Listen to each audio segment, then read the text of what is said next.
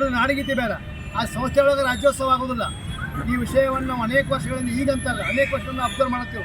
ಕೆಲವು ಮರಾಠಿ ಶಿಕ್ಷಣ ಸಂಸ್ಥೆ ಒಳಗೆ ರಾಜ್ಯೋತ್ಸವ ಆಚರಣೆ ಮಾಡೋದಿಲ್ಲ.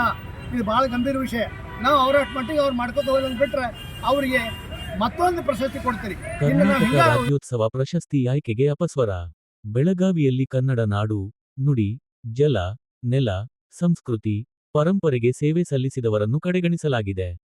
ಕರ್ನಾಟಕ ರಾಜ್ಯೋತ್ಸವ ಪ್ರಶಸ್ತಿಗೆ ಆಯ್ಕೆ ಮಾಡುವಾಗ ಕನ್ನಡಕ್ಕೆ ಕೆಲಸ ಮಾಡಿದವರನ್ನು ಆಯ್ಕೆ ಮಾಡದೆ ಮರಾಠ ಮಂಡಳ ಶಿಕ್ಷಣ ಸಂಸ್ಥೆಯ ಮಹಿಳೆಗೆ ನೀಡಿರುವುದನ್ನು ಕನ್ನಡ ಪರ ಹಿರಿಯ ಹೋರಾಟಗಾರದ ಅಶೋಕ್ ಚಂದರಗಿ ಖಂಡಿಸಿದ್ದು ಕನ್ನಡಿಗರ ಭಾವನೆಗೆ ಧಕ್ಕೆಯಾಗಿದೆ. ಬೆಳಗಾವಿಯಲ್ಲಿ ಕನ್ನಡಕ್ಕಾಗಿ ದುಡಿದ ಸೂಕ್ತ ವ್ಯಕ್ತಿ ಆಯ್ಕೆಯಾಗಬೇಕು. ಅಲ್ಲಿವರೆಗೆ ಪ್ರಶಸ್ತಿ ತಡೆ ಹಿಡಿಯುವಂತೆ ರಾಜ್ಯ ಸರ್ಕಾರಕ್ಕೆ ಒತ್ತಾಯಿಸಿದ್ದಾರೆ.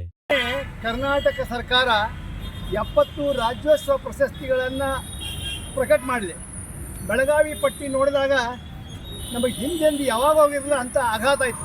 ಯಾಕಂದರೆ ಬೆಳಗಾವಿಯ ಮರಾಠ ಮಂಡಳ ಶಿಕ್ಷಣ ಸಂಸ್ಥೆ ಕನ್ನಡಕ್ಕೂ ನಾಡು ನುಡಿಗೆ ಯಾವುದೇ ಸಂಬಂಧ ಇಲ್ಲ. ಆ ಸಂಸ್ಥೆಯ ಅಧ್ಯಕ್ಷರು ಶ್ರೀಮತಿ ರಾಜಶ್ರೀ ಹರಿಯಕ್ಕೆ ಅವರು ಕೊಟ್ಟಿದ್ದು ನೋಡಿದ್ರೆ ಇದೇನಪ್ಪ ಕರ್ನಾಟಕದ ನಾವಿದೀವೋ ಏನು ಮಹಾರಾಷ್ಟ್ರದಾಗದೀವೋ ಅನ್ನೋದನ್ನು ನಮಗೊಂದು ನಮೂನೆ ದಿಗ್ಭ್ರಮೆ ಆಯ್ತು. ಯಾಕಂದ್ರೆ ಅವ್ರ ಪತಿ ನಾಗರಾಜ್ ಯಾದವ್ ಅವರು MLC ವಿಧಾನ ಪರಿಷತ್ ಸದಸ್ಯರು. ಅದು ಒಂದೇ ಕಾರಣಕ್ಕೆ ನೀವು ಕೊಡೋದಾದ್ರೆ ಇದರಂಥ ಅಪಚಾರ ಕಳಂಕ ಮತ್ತೊಂದಿಲ್ಲ. ಆಮೇಲೆ 60 ವಯಸ್ಸಿನ ಮೇಲಿನವರಿಗೆ ಪ್ರಶಸ್ತಿ ಕೊಡಬೇಕಂತ ಕರ್ನಾಟಕ ಸರ್ಕಾರ ನಿಯಮಾವಳಿ ಐತಿ. ಅವರು ಭಾಳ ಆದ್ರೆ 50ಕ್ಕೆ ಮುಟ್ಟಿರ್ಬೋದು. ಆ ವಯಸ್ಸಿನ ವಿಷಯದಾಗೂ ಅದು ಉಲ್ಲಂಘನೆ ಆಗೈತಿ. ಮತ್ತು ಇನ್ನೊಂದು ಅವ್ರಿಗೆ ಯಾಕೆ ಕೊಟ್ಟರು? ಬೆಳಗಾವಿ ಒಳಗೆ ಎಂತಿಂಥ ಗಣ್ಯರದಾರ 80 ವಯಸ್ಸಿನ ಆಸುಪಾಸಿದ್ದವ್ರು ಅದಾರ. BS ಗವಿಮಠ್ ಅದಾರ, ಬಸವರಾಜ್ ಜಗಜಂಪಿ ಅದಾರ, ಹಿರಿಯರಾದ LS ಶಾಸ್ತ್ರಿ ಅದಾರ. ಅವ್ರಿಗೆ ಕೊಡ್ಬೋದಿತ್ತು. ನಾವು ಬಹಿರಂಗವಾಗಿ ಅವ್ರ ಹೆಸರನ್ನ ಹೇಳ್ಕೊತ ಬಂದೀನಿ. ಅವ್ರಿಗೆ ಯಾರಿಗೂ ಕೊಡಲಿಲ್ಲ. ಶಿಕ್ಷಣ ಸಂಸ್ಥೆ ಕೊಡೋದಾದ್ರೆ ಕರ್ನಾಟಕ ಲಾ ಸೊಸೈಟಿಯ ಹಿಂದಿನ ಅಧ್ಯಕ್ಷರಾದಂಥ SM ಕುಲಕರ್ಣಿ ಅವ್ರು ಕೊಡ್ಬೋದಿತ್ತು. ಆಮೇಲೆ ಪ್ರಾಧ್ಯಾಪಕರಾದ HB ಕೋಲ್ಕಾರ್ ಅವ್ರಿಗೆ ಕೊಡ್ಬೋದಿತ್ತು. ರಂಗಕರ್ಮಿ ಕೊಡೋದಾದ್ರೆ DS ಚೌಗಲೇರು ಕೊಡ್ಬೋದಿತ್ತು. ಆಮೇಲೆ ಈ ಮಾನವ ಬಂಧುತ್ವ ವೇದಿಕೆ ಅಂತ ಐತಿ ಬೆಳಗಾವಿ ಒಳಗೆ. ಅದು ಪ್ರಗತಿಪರ ವಿಚಾರಧಾರೆಗಳನ್ನು ಜನರ ಮಧ್ಯೆ ಬಿತ್ತರಿಸುವ ಕೆಲಸ ಮಾಡ್ತೈತಿ.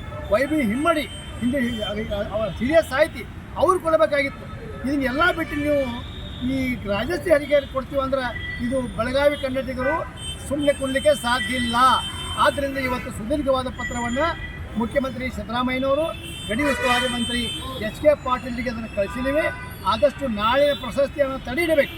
ಈಗ ನಾವು ಈ 10 ಮಂದಿ ಒಳಗೆ ಯಾರಿಗೆ ಕೊಟ್ಟರು ನಮ್ಮ ಸಮಾಧಾನ ಐತಿ, ಒಪ್ಪಿಗೆ ಐತೆ ಅಂತ ನಾವು ತಿಳಿಸೇವೆ.